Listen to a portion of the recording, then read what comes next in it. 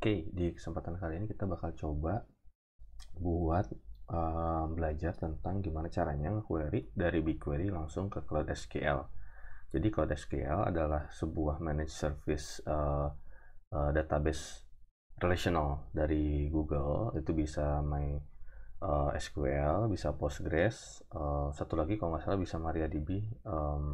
Saya lupa cek, tapi at least MySQL sama Postgres itu pasti bisa disupport. Nah, di sini kita bakal nyoba buat bisa nge-query kayak gini dari BigQuery. Jadi saya zoom lagi ya biar clear.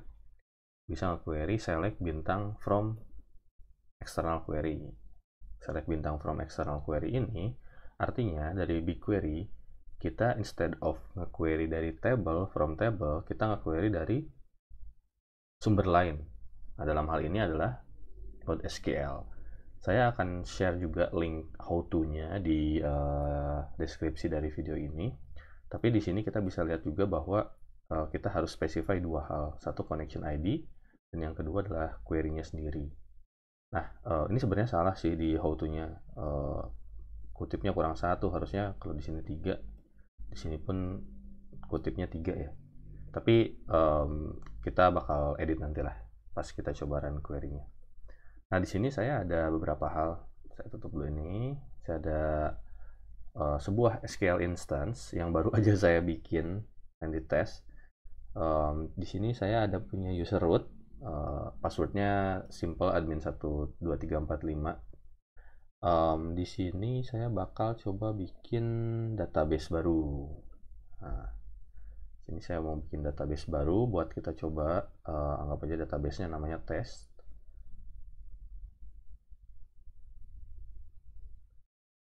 Oke. Oh, create database-nya lumayan juga. Setelah kita create database di sini, kita coba import datanya. Saya di sini ambil pakai data sampel entah dari mana. Ada data employees. Nah, di sini coba kita lihat aja. Nanti paling di insert into gitu buat ada sampel datanya ya. Nah, ini nih kita ambil creatable employees-nya sama kita ambil insert into-nya.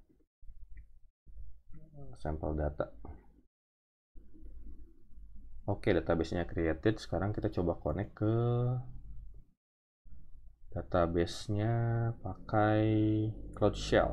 Nah, coba connect pakai Cloud Shell. Ini Cloud Shell ini semacam kayak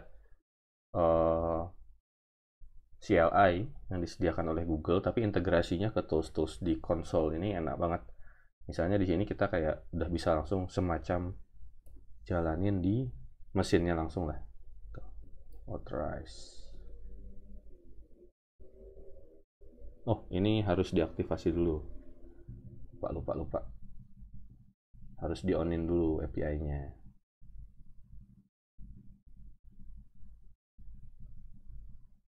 Enable Cloud SQL Admin API.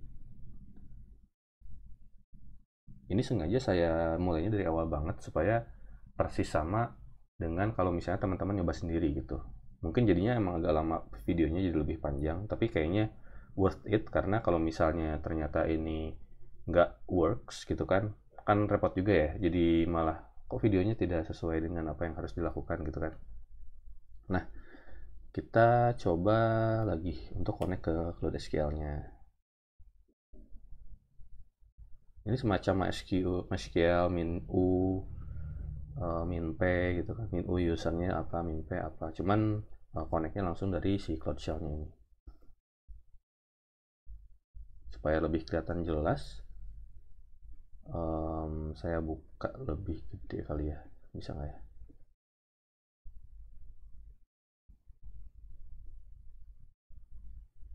Nah, ini saya zoom.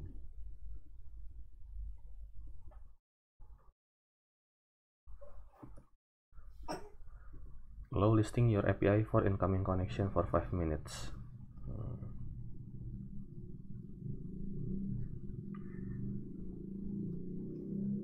Kita coba lihat dulu dari sini apa yang harus kita lakukan. Berarti kalau kita udah masuk kan tadi admin 12345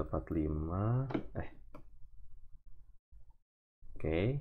Nah, sekarang kita use test karena kita mau pakai database test kan. Terus kita kopas yang tadi buat create table-nya, create schema, sorry. Oke, ini create table employees, terus kita ambil contoh dari sini buat nyoba-nyoba aja. Nah, sekarang harusnya kita udah punya datanya di table employees. Select bintang from employees. Nah, ini udah keluar nih datanya, tapi di MySQL kan. Nah, sekarang kita coba lanjut lagi ke how to-nya. Setelah kita punya di MySQL, nah, before you begin, enable the BigQuery connection service. Ini harus di-enable dulu. Saya sengaja bikin project dari awal supaya aware bahwa ini harus di-enable juga gitu, dan kelihatan gimana caranya. Tinggal diklik aja, terus diklik enable aja sih, nggak aneh-aneh seperti yang saya tunjukin di sini.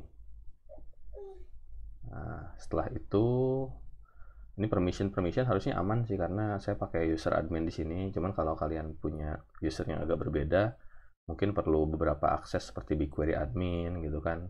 Terus code SQL client, log writer, matrix writer. Ini bisa ditambahin aja di IAM role-nya nanti.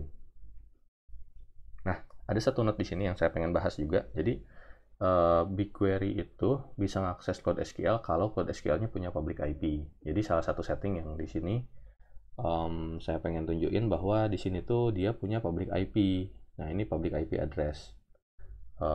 Kalau dilihat di sini itu notes-nya ini probably nggak seaman kalau misalnya kamu nggak punya public IP, tapi pretty safe karena remain accessible from public internet. Apa itu artinya remain inaccessible? Itu nggak bisa diakses walaupun bisa diakses oleh si BigQuery gitu. Jadi semacam ada authorization layer-nya lah. Kalau misalnya kurang nyaman dengan opsi ini, kurang nyaman dengan opsi external query seperti ini, gitu kan, dari BigQuery, ada cara lain yang lebih secure. Nanti saya bakal tunjukin di video selanjutnya.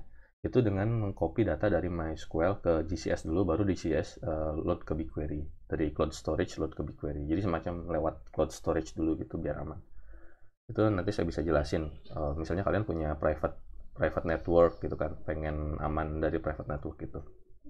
Nah, di sini udah ada public IP-nya, tadi saya udah tunjukin. Nah, habis itu kita mesti set up Cloud SQL database connection. Jadi kita bikin connection resource di BigQuery console, kita klik external data source.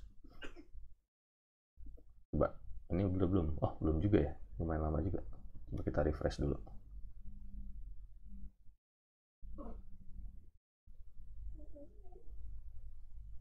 Oh, udah ternyata.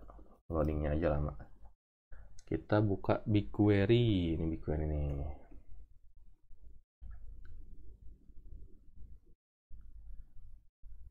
Oke, kita buka BigQuery console.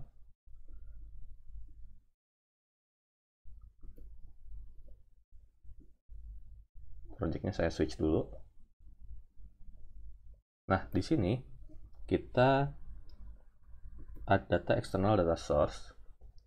Terus di sininya, ini saya perjelas ya. Connection ID-nya terserah, misalnya Randy test connection. Location-nya ini harus sama dengan antara BigQuery yang dibikin sama job-nya sama si Cloud SQL-nya. Si Cloud SQL-nya saya bikin di US Central biar murah.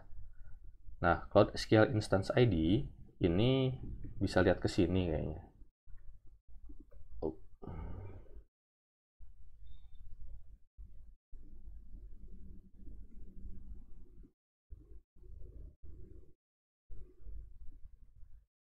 Sebentar. Cloud SQL Instance ID. Project, location, terus instance ID. Berarti projectnya tadi apps 4 Cloud SQL BQ US Central 1, terus Randy test, database name-nya test, username-nya root, passwordnya admin 12345, create connection.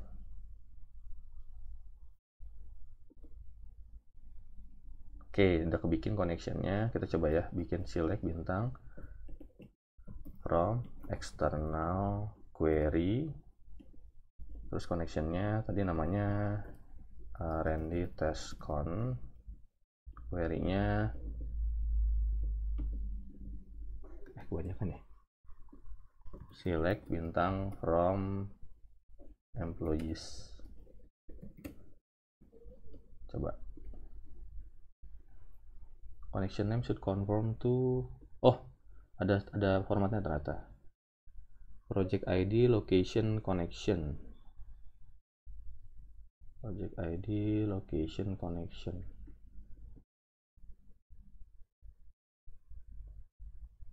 Oke, coba ya kita ubah dulu.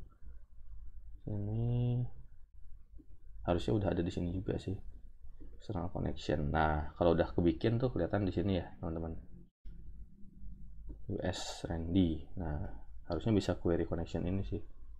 Connection ID-nya ini kita kopas aja.